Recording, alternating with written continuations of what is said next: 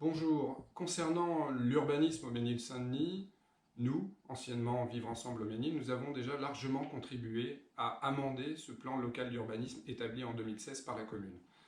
Nous y avons contribué notamment pour éviter une mise sous tutelle par l'État des services de la mission urbanisme du maire, en vue de maintenir une prévision à 8100 habitants, à peu de choses près au maximum sur le plan local d'urbanisme, à une horizon 2031.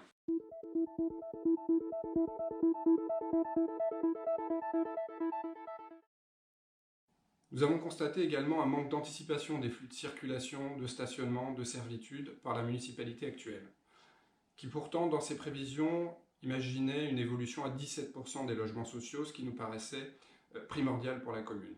Les 25% de logements sociaux imposés par la loi SRU dénatureraient clairement l'environnement du Mesnil-Saint-Denis.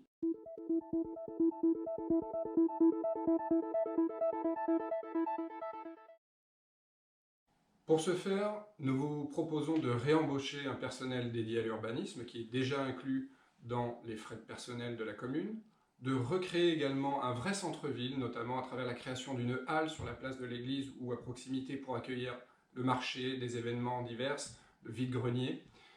Nous souhaitons bien évidemment remettre en question l'amélioration et l'évolution du plan local d'urbanisme pour protéger le caractère village tout en respectant la charte du parc naturel régional de la Haute-Vallée de Chevreuse.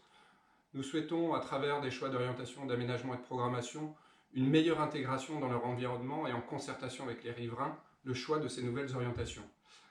Soit, bien évidemment, à travers les conseils de quartier ou, bien évidemment aussi, des réunions publiques. Nous souhaitons également promouvoir et développer la circulation douce au Mesnil-Saint-Denis, en lien avec la communauté de communes de la Haute-Vallée de Chevreuse et en concertation avec la population, plus les communes périphériques et le parc naturel régional. Enfin, tout cela se fera bien évidemment dans le cadre de l'étude globale de circulation et de sécurité.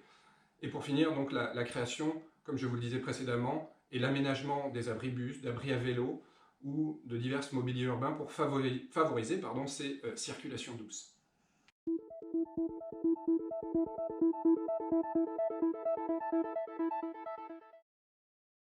Nous réétudierons la possibilité de réhabiliter l'école du Bois du Fay, car bien évidemment nous souhaitons, tant que faire se peut, la maintenir au sein du quartier du Bois du Fay, plutôt que la voir disparaître proche ou sur le terrain de la bibliothèque départementale des Yvelines.